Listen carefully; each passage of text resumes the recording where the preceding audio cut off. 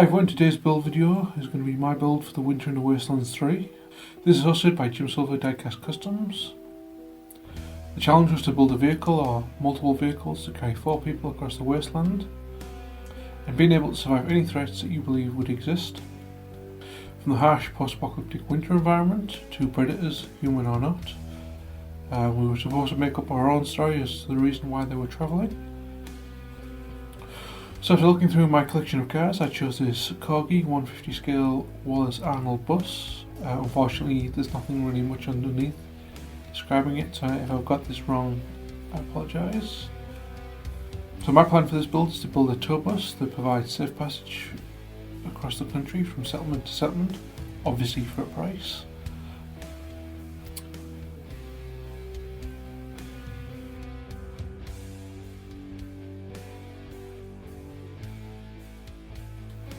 For this build I plan to keep the bus mostly intact, but I'm going to take this front grille and headlights piece off because I'm going to add a plough here and this will just get covered up and I can probably use this part in a future build. Before adding the plough I'm going to use this U-shaped styrene to fill up the gap as well as provide something better for the plough to attach to. So I measure, cut and glue it in place like so.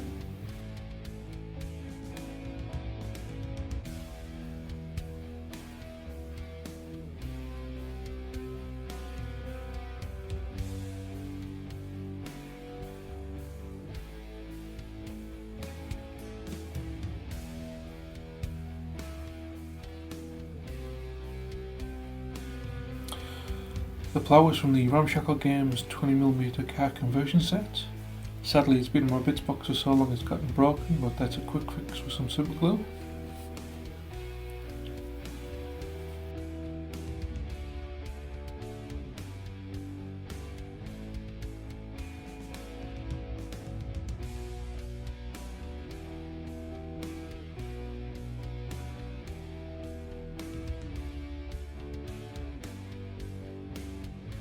Also from the same set is this armoured windshield, which I'm going to use as the start of the armoured windshield on the bus.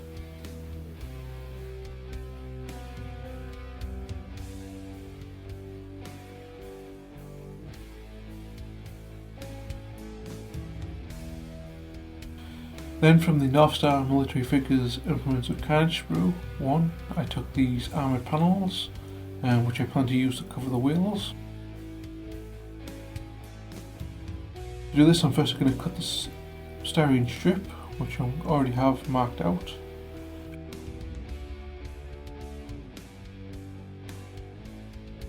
And I'll glue this over the wheel arches. This is so that when I glue the panels on they don't rub against the wheels.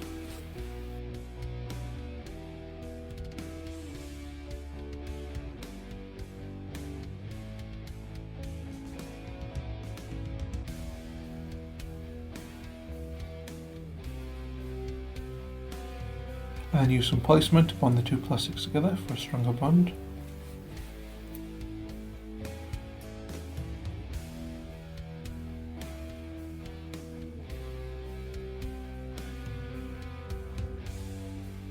Next, for the window armour, I'm going to take some scraps from my scrap box. It's a good idea to keep a scrap box of any leftover parts or just offcuts when you're making bits out of styrene, because those little bits can always be reused for future projects instead of going to waste by being thrown in the bin. Here I'm just picking out anything with a good texture to it, although I can't use every piece, like this piece here with the brick wall texture. Obviously that's not going to work for armour plating.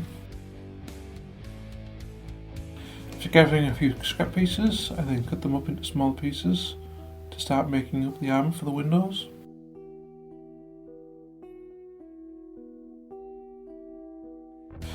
And then simply glue these into place, making sure parts overlap, like this was hastily put together.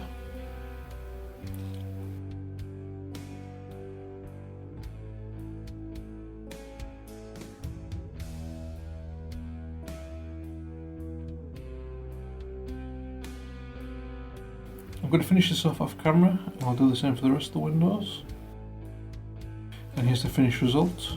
As you can see, like I said, I want to go for like a hastily put together look, as well as leaving some room for the windows, because obviously you still want to be able to see out even as a tour bus. Now for the armour of the body, first, off camera, I use a Sharpie to kind of draw on the panel lines, just so you can see it better on camera. As you can see, there's these 3 little storage areas and the door on this side, and on the other side there's the same storage areas as well as the emergency back door. Now for the armour, I'm going to use this square pattern styrene. So I'm just going to draw out a panel to cover one of the storage doors, like so.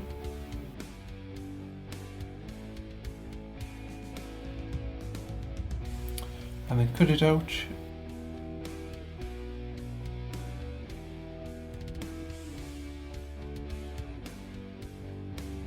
Check it against the door, trim off the excess, and then super glue it in place. Off camera, I'm going to do the rest.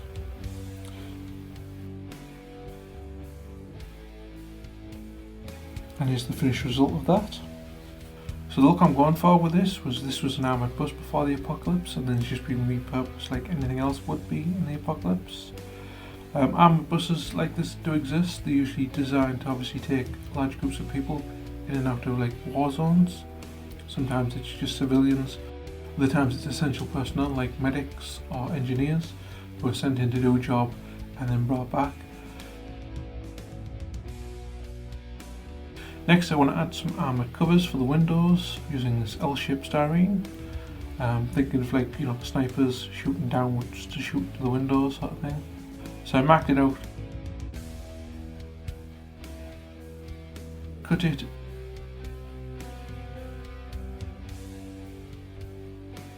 and glued it in place like so. Again, I did the rest of the windows off camera just to kind of stop you from having to see me repeatedly do the same thing over and over.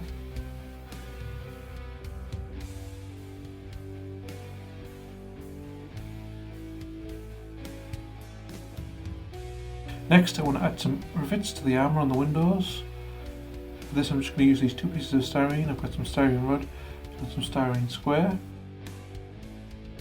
First, I start by cutting a couple of slices of each.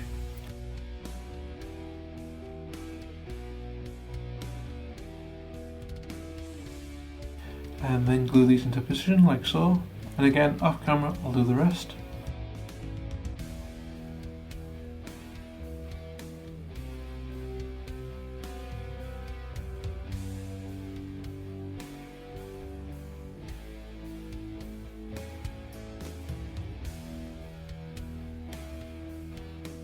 So now for the weapons, I decided against adding a turret or a cannon. I didn't really want this to be a big massive war rig. Instead, I'd have a caravan of guards on the roof like so. To sell the idea that this was a vehicle for travelling between settlements and nothing more. They'd have the ability to defend themselves. The vehicle was not designed to try and conquer the wastelands. So I'm going to use this square styrene to make the gunner platform, measuring it to about chest height of the 172 scale figure.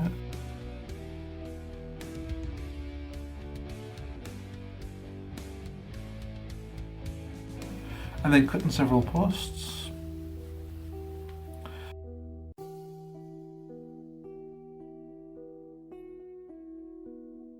And then glue these around the front like so.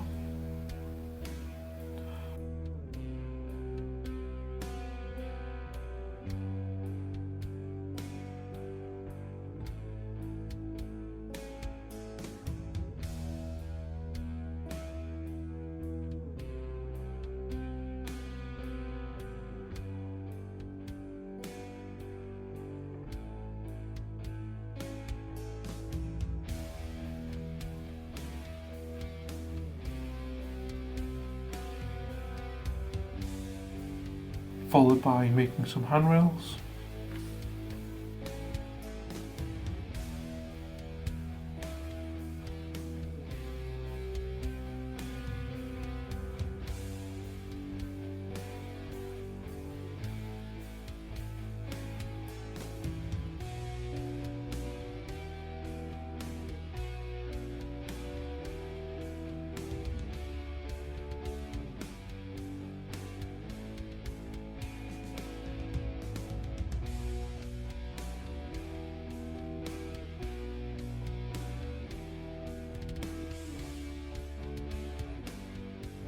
And here's a quick look at the frame of it.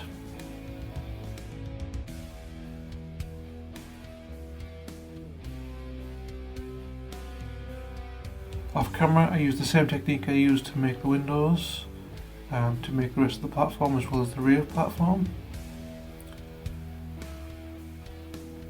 And as you can see, they provide suitable cover for the guards.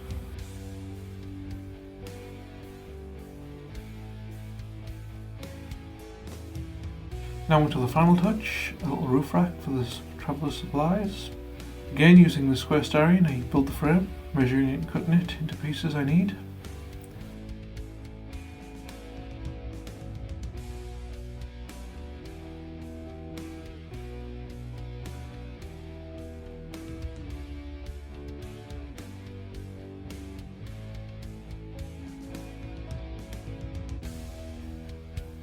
And then glue the roof rack together like so.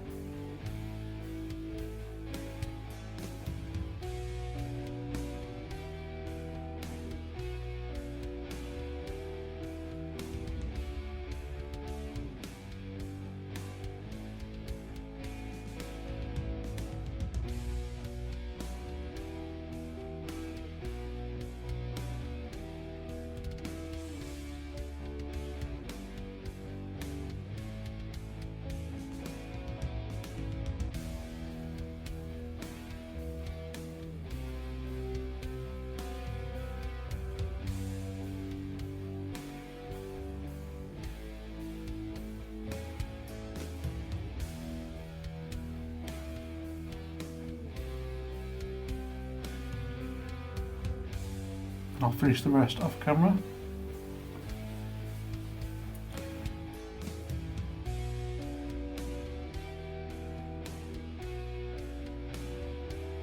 With the roof rack complete, I need some stowage, and for this I'm going to be using some Red Dog 172 stowage.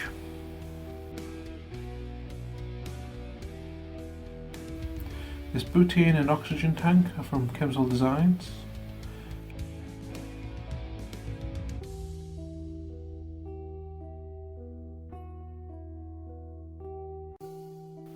These oil drums are from a seller on eBay.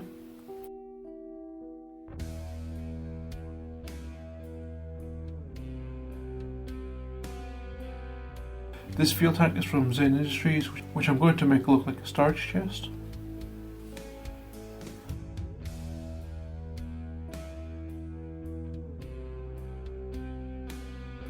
And finally, I've got this claptrap dropper from Autokill's Crash and Burn sprue, which again I'm going to make look like a storage chest. So off camera, I glue everything into position.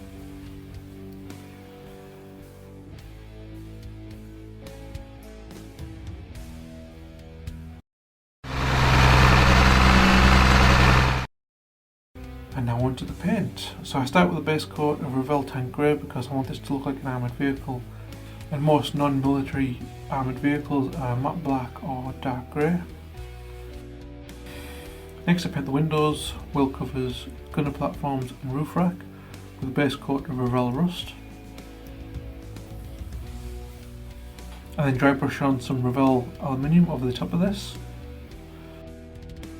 For some of the corrugated panels, I'm going to use some Revell metallic steel. Moving on to the plough, I use some Revell Stone Grey as a primer, and then follow this with some Revell Luftwaffe Yellow. While this is drying, I make a start on the figures, painting them with a base coat of Revell Flesh. I then paint the crates with some Revell Wood, which I also use on the figures. These two figures are from the Dark Alliance 172 skill Rednecks pack, and these two are from the Dark Alliance 172 Stalker packs. Next I use some Revell leather on this chest, and then I use this again on the figures. Following this, I use some Revell olive green to paint the bags. I also use this on the figures. I then use some Revell Sandy Yellow to paint the other bags. And again, use it on the figures. Next I use some Revell Ultramarine Blue to paint the oil drums. And again, use it to paint certain parts of the figures. Sorry, this is going to get repetitive. And then use some Fairy Red to paint the brake lights and the oxygen tank.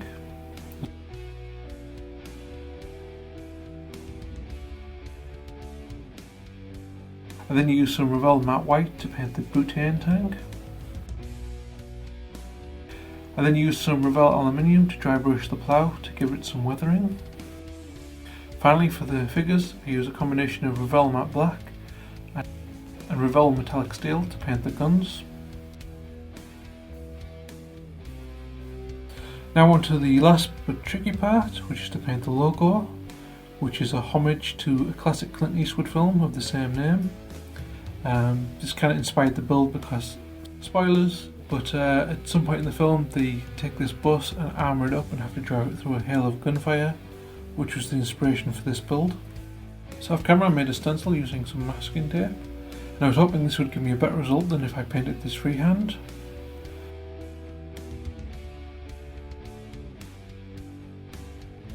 Sadly, as you can see here, it didn't really work out as well as I'd hoped.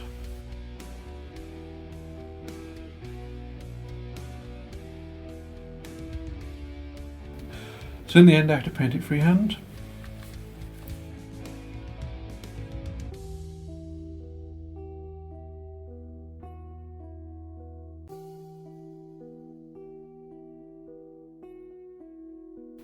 I then finished this build with a homemade black wash.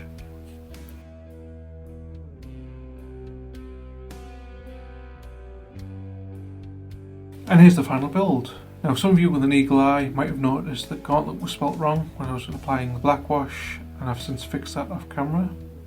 As a side note, I think I really need to practice painting freehand so I can do the logos a little bit better, but other than that I'm quite happy with how this turned out. Please be sure to check out some of the other builds by just searching Winter in the Wasteland 3, and as usual stick around for the slideshow, the glamour shots, as well as a little short animation that I made. I hope you've all enjoyed the video, and I'll see you all in the next one.